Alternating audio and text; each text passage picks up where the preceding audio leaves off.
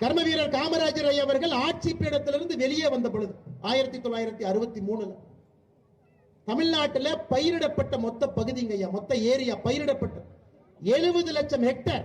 காமராஜர் ஐயா ஆட்சியிலிருந்து இறங்கும் பொழுது தமிழகத்திலே மேலூர், வெள்ளாளப்பட்டி, அரிட்டாப்பட்டி இந்த பகுதி எல்லாம் 70 லட்சம் ஹெக்டேர்ல விவசாயம் செய்யும் பூமியாக கொடுத்துட்டு போனார். இன்னைக்கு வெறும் 46 லட்சம் ஹெக்டேர் தான் இருக்குது. 24 லட்சம் ஹெக்டேர் காணாம போயிடுச்சு.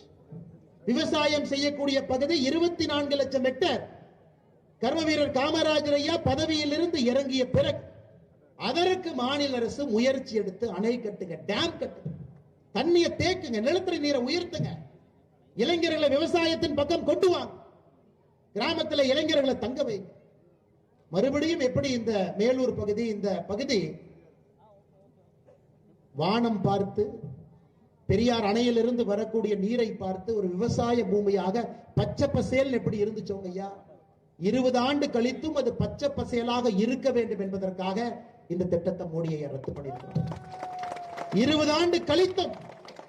ஆனால் மாநில அரசுக்கு நான் வைக்கக்கூடிய கோரிக்கை, இந்த பகுதியை பாதுகாக்கப்பட்ட வேளாண் மண்டலமாக அறிவியுங்க. பாதுகாக்கப்பட்ட வேளாண் மண்டலமாக அறிவிப்பதற்கான முழு உரிமையும் தகுதியும் மாநில அரசுக்கு மட்டும்தான் இருக்கு, மத்திய அரசு கையில் இல்லை.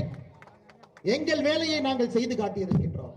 பாதுகாக்கப்பட்ட வேளாண் மண்டலமாக அறிவித்து இந்த பகுதி எப்பொழுதும் பச்சை பசேல் என்று எப்பொழுதும் இருக்கணும். உங்களை தாண்டி இன்னும் 10, 15, 20 தலைமுறைக்கு விவசாயத்தை சார்ந்த குடும்பங்கள் இங்கே வாழ வேண்டும் என்றால் அதற்கு முயற்சி எடுக்கும். அதான் மாநில அரசுக்கு நான் வைக்கக்கூடிய ஒரே ஒரு கோரிக்கை. இன்னைக்கு வெள்ளாளப்பட்டி மண்ணிலிருந்து நாங்க சொல்றோங்க ஐயா, வெள்ளாளப்பட்டி மண்ணிலிருந்து சொல்றோம்.